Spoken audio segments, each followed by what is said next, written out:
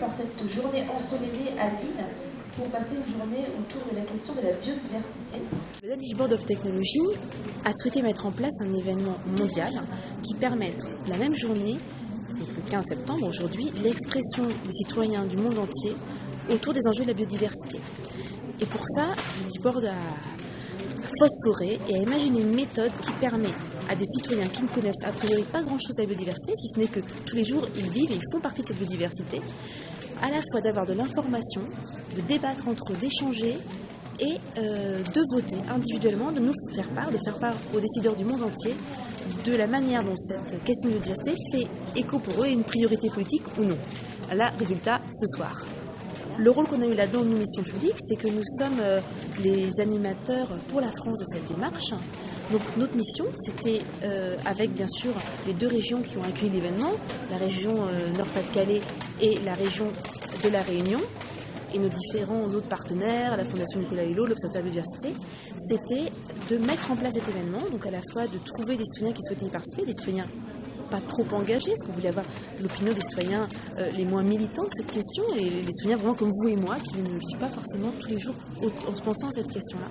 Donc les faire venir, et pendant qu'ils sont là, eh bien que tout se passe bien pour eux, pour qu'ils puissent prendre connaissance dans des bonnes conditions de l'information qui leur est donnée, la plus objective possible, échanger entre eux sereinement, dans un climat de confiance. Donc c'est pour ça que vous voyez, ils sont derrière moi, ils sont à des tables, il y a des animateurs qui les aident aussi à réguler les temps de parole et à se dire exactement ce qu'ils ont envie de se dire, y compris les opinions les plus farfelues, ces endroits. Et puis après, à voter. Donc en fait, dans le monde entier, on fait le même protocole. On a 5 séquences, et les 5 séquences se déroulent exactement pareil. Et on est là pour veiller à ce que tout se passe bien et que tout puisse s'exprimer dans la tranquillité et la convivialité. Là, les citoyens, ils sont à fond. Ils sont aux tables, ils sont en train de parler entre eux de la biodiversité marine et ça fuse de tous les coins. Finalement, comment on peut protéger à la fois les poissons, les réserves halieutiques et en même temps continuer à s'alimenter, laisser les pêcheurs vivre de leur activité. Donc voilà, ils ont l'air, comme vous les voyez, ils sont extrêmement concentrés, ils débattent entre eux et nous, on les laisse tranquilles.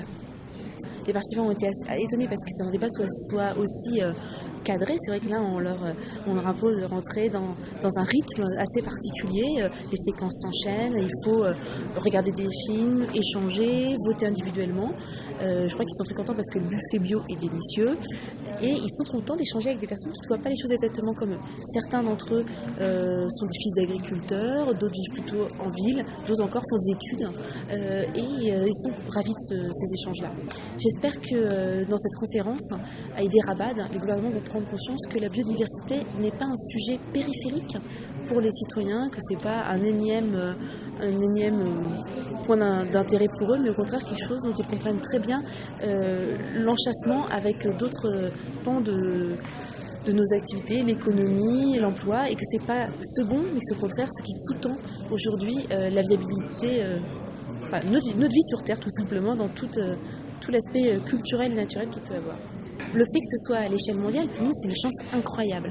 Habituellement, à Mission Publique, on accompagne les démarches au niveau des territoires. Parfois, les plus grands territoires qu'on ait, c'est la région, parfois au niveau d'un quartier, d'un département, d'une ville.